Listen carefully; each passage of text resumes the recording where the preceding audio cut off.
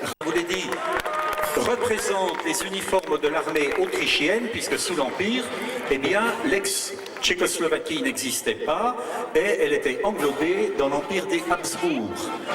Les personnages que vous voyez, alors déjà l'officier porte un habit blanc, c'est un capitaine de l'armée autrichienne.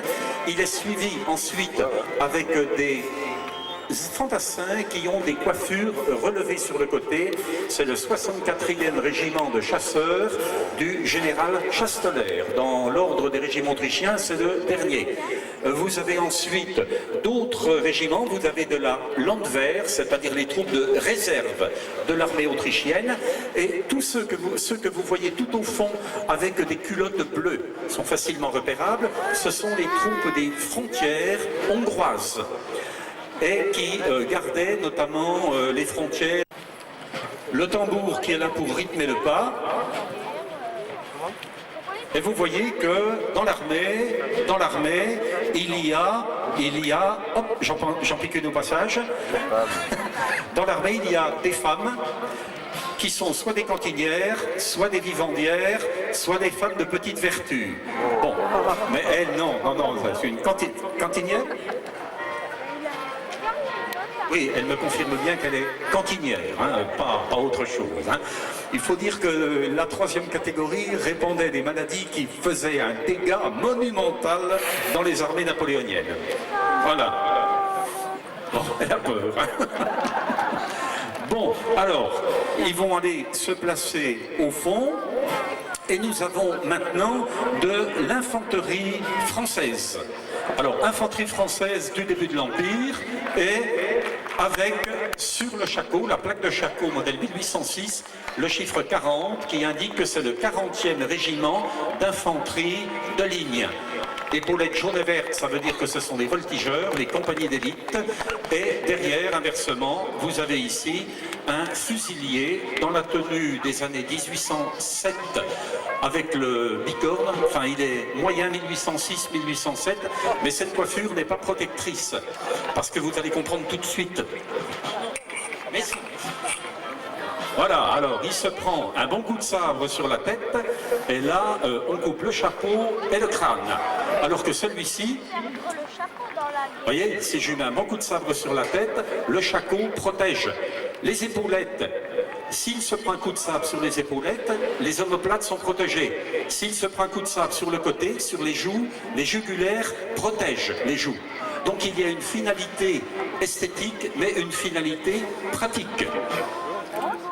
Ça, c'est ce qu'on appelle le sabre. Bien. Allez. Chef de bataillon. Alors, ce monsieur-là, chef de bataillon.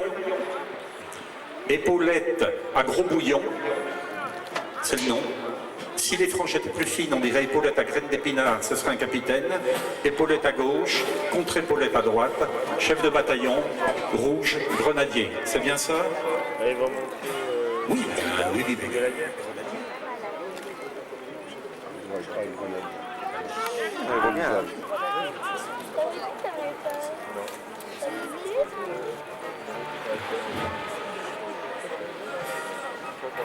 Vous avez entendu pour l'ensemble présenter vos armes. Temps de commandement suivi du temps. Alors pour éviter les pertes excessives, je vais vous faire une présentation de la pièce d'artillerie et ensuite l'infanterie ira se placer sur l'aile gauche. Donc, monsieur le général d'artillerie, vous allez faire une conversion à gauche avec votre pièce et vous allez tirer 3 salves d'honneur.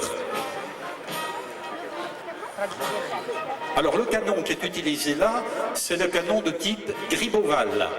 Monsieur Gribeauval était un ingénieur militaire dans l'armée française et il est mort en 1789, mais il avait fait de l'artillerie française l'artillerie la plus efficace et la plus manœuvrière d'Europe. Quant à Bonaparte, lui, il a fait ses études à l'école militaire de Paris, mais ensuite il a été en garnison à Aussonne et également à Valence. Et il avait une formation d'artilleur. Donc Napoléon connaissait très bien le système. L'artillerie française était supérieure à toutes les autres artilleries européennes. Il y avait tout un ensemble de techniques, d'évolution.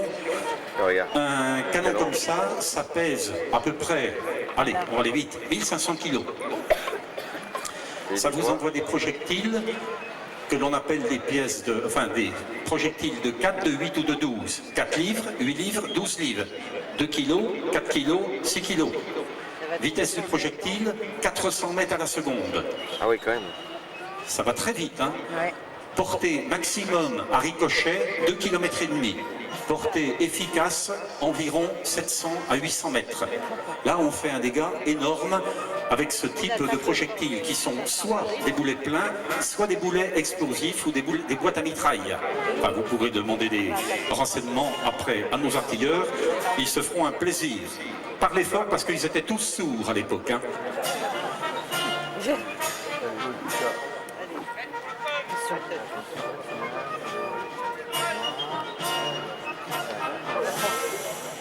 Alors, attention.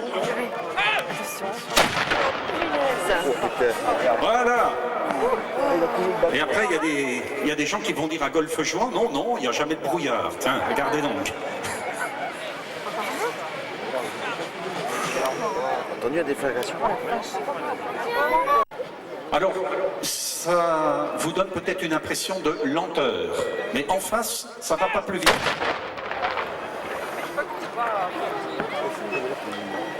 Alors vous voyez qu'à chaque fois, il faut passer l'écouvillon à l'intérieur. Qu'est-ce que c'est l'écouvillon? C'est une grosse brosse que l'on trempe dans l'eau. Parce que si, à l'intérieur du canon, du fût, il reste une combustion et que vous remettiez une gargousse, c'est-à-dire une charge avec de la poudre, vous allez avoir le bras, l'artilleur et la gargousse qui part en même temps. Tout part en même temps, donc ça fait un gros dégât. C'est pour ça qu'on neutralise l'intérieur avec de l'eau. Comme ça, quand on recharge, eh bien, c'est une mesure de sécurité. Ah, il y a juste la déflagration, Voilà, donc, merci messieurs les artilleurs français. Voilà, et conventionnellement, l'artillerie qui va avoir terminé va croiser les écouvillons devant le fût du canon pour bien préciser que l'arme n'est pas chargée et qu'elle ne tire pas. Donc maintenant, une partie de l'infanterie se place sur l'aile gauche, une autre partie se place sur l'aile droite. Et là, maintenant, nous allons avoir affaire à de l'infanterie de ligne, mais de l'infanterie grenadier infanterie. C'est un petit peu compliqué, je vous l'accorde. À la différence des grenadiers à pied de la corde. Ah oui, la taille c'est 1,54 m un minimum. Ah ben non, c'est pas un nain, celui-là, c'est un grand nain. Bon. Voilà, et puis alors voilà ici, un grenadier, donc le voltigeur distinctif jaune, le grenadier distinctif rouge, puis au début de l'Empire, le cul-de-singe, ce qu'on appelle le cul-de-singe, la partie, mais pourquoi on dit cul-de-singe, vous avez déjà vu le cul des singes, bon, c'est tout râpé, et bien là c'est exactement pareil, avec le croisillon, après on mettra la grenade. Voilà, l'officier ici, donc il est avec son épaulette, cette fois-ci fait comme nous, parce que c'est un copain suisse, mais bon. Non, c'est un très bon ami, mais bon, il s'est pas mis en Suisse, il est en infanterie léger de ligne également, tenue de route, voilà, et avec les bottes, s'il était en grande tenue, il sera en culotte blanche, là, il est avec une tenue qui est moins, disons qui craint moins, et puis il a mis également le bicorne, qui est une coiffure plus confortable, plutôt que le shako ou le lourd bonnet à poil. Merci.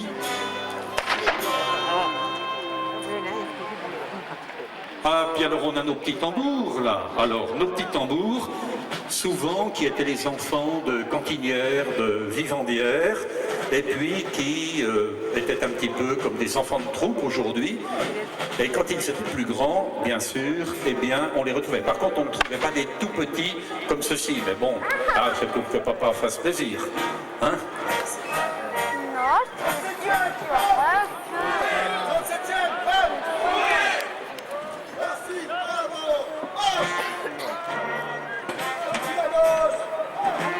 Duré jusqu'en 1832.